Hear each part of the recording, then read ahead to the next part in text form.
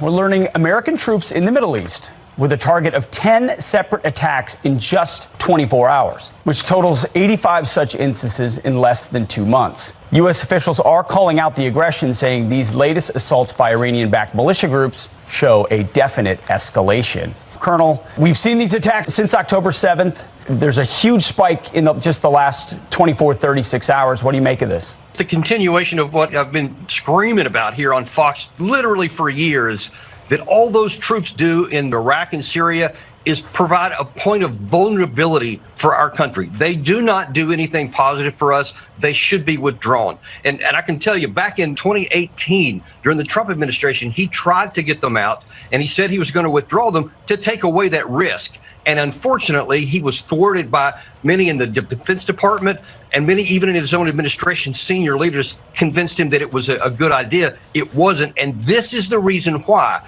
Because if any of those Americans are eventually killed, there is going to be a strong compulsion on the administration to strike not just those groups, but even into Iran. People keep saying it all the time. I hear that. That could draw us into a war, would be tremendously worse for our situation than the situation right now. What we should do is get those troops withdrawn to other locations where they're more defensible and where we can be better used to our defense.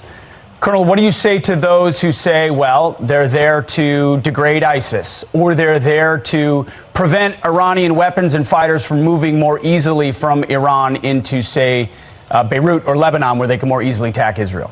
That's nonsense. I hear it all the time, and it's graphically untrue. If you look on the map, you see that the whole country of Syria, there's a couple of dots on the map where we have a handful of troops, 1,000 troops. And the idea that that is going to damage ISIS and somehow protect us here is just utter nonsense. I've been on the ground in that area. I've seen it. I have 4 combat deployments, 3 of which were in this area on those kinds of missions.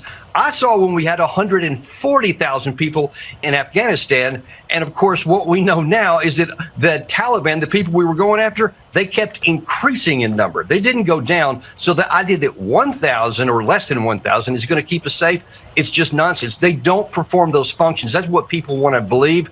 It's just not true. Colonel, you mentioned them as a point of vulnerability. How vulnerable are them? I mean, are they able to strike back? Are they able to leave the wire, or are they just receiving incoming and hoping the administration does something about it?